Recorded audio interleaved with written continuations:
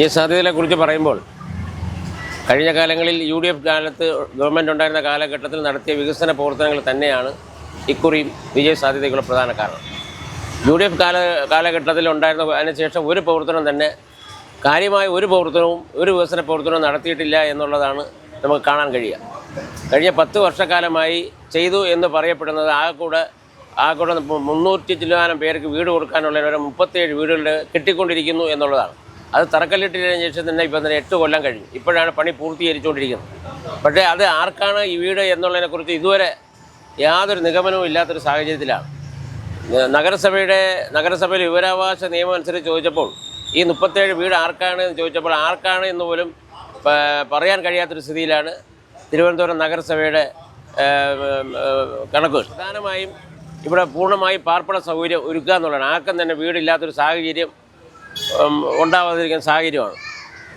അതുപോലെ തന്നെ drainage problem. ഇപ്പം നഗരത്തിലെ പ്രധാനപ്പെട്ട ഭാഗമാണ് തമ്പാനൂർ ഭാഗം.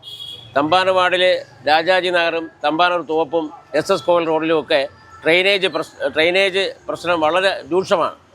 അതുപോലെ തന്നെ മഴക്കാലത്ത് ഇവിടെ എല്ലായിടവും തന്നെ വെള്ളം കെട്ടുന്ന സ്ഥിതിയിലാണ്. ഈ വെള്ളം കെട്ടുന്ന കാരണം ഡ്രെയിനേജ് മാലിന്യങ്ങൾ SS കോവിലിൻ്റെ ഇരു കരകളിലും വീടുകളിൽ കയറി കിടക്കുന്നു.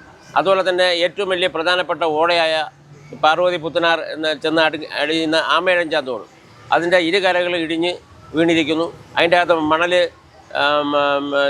മണൽ മറ്റ് കല്ലുകൾ കാര്യങ്ങളെല്ലാം കിടക്കുന്ന കാരണം ഒഴുക്ക് നിലയ്ക്കുന്നു.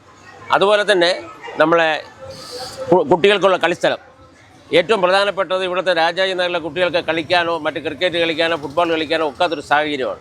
അതിന് ഏറ്റവും അനുയോജ്യമായ ഒരു സ്ഥലം എന്ന് പറഞ്ഞാൽ SMB സ്കൂളാണ്. SMB സ്കൂള് തിരുവനന്തപുരം നഗരസഭയുടെ രൂപ മുടക്കിയാണ് പണി ചെയ്തു വച്ചിരിക്കുന്നത്. അത് ആർക്കും തന്നെ തുറന്നു കൊടുക്കാത്തൊരു സാഹചര്യം, തദ്ദേശവാസികൾക്കും കുട്ടികൾക്കും കളിക്കാനോ ഇല്ലെങ്കിൽ അത് വ്യായാമം ചെയ്യാനോ തുറന്നു കൊടുക്കാത്ത സാഹചര്യം. അതും പണി പൂർത്തീകരിച്ചു എന്ന് പറയണമെങ്കിലും മഴക്കാലഘട്ടത്തിൽ അതിൻ്റെ അകത്ത് ഇറങ്ങി കളിക്കാനൊക്കാത്ത സാഹചര്യം. അതിൻ്റെ അകത്ത് മുഴുക്കെ വെള്ളം കെട്ടി നിറഞ്ഞു കിടക്കുന്നു.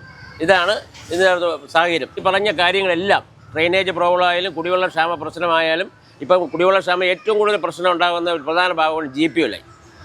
GPO ലൈൻ ഉണ്ണീസ് ലൈൻ എന്ന പ്രദേശത്ത് 4-5 ദിവസമായി വെള്ളം കിട്ടിയില്ല. ഇപ്പം നമ്മളവിടെ പോയപ്പോഴത്തേക്ക് നമ്മളൊക്കെ ഓരോരുത്തരും പറയണം അവിടെ ഞങ്ങൾ കുളിക്കാൻ വെള്ളമില്ല, വസ്ത്രം കഴുകാൻ വെള്ളമില്ല എന്നുള്ള സാഹചര്യത്തിലാണ് അവിടെ ആൾക്കാർ താമസിക്കുന്നത്. അതുപോലെ തന്നെ ഇവിടുത്തെ ഡ്രെയിനേജ് പ്രോബ്ലം, ഈ പറയുന്ന പ്രോബ്ലങ്ങളെല്ലാം നമുക്ക് പരിഹരിക്കാൻ കഴിയുന്നതാണ്.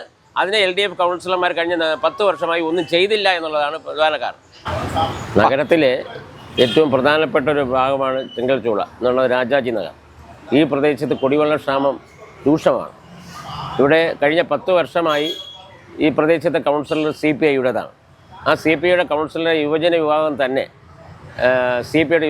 തന്നെ ഇവിടെ കുടിവെള്ള ക്ഷാമം പരിഹരിക്കണമെന്ന് ആവശ്യപ്പെട്ടുകൊണ്ട് അവർ ഈ പ്രദേശത്ത് മുഴുകയും AIOFൻ്റെ നേതൃത്വത്തിൽ പോസ്റ്റ് ഒട്ടിച്ചൊരു സാഹചര്യമാണ് ഉണ്ടാകുന്നത്. അപ്പോൾ അവർക്ക് പോലും കഴിഞ്ഞ 10 കൊല്ലമായി പരിഹരിക്കാൻ കഴിഞ്ഞില്ല എന്നുള്ളതാണ് അതിൻ്റെ യാഥാർത്ഥ്യം.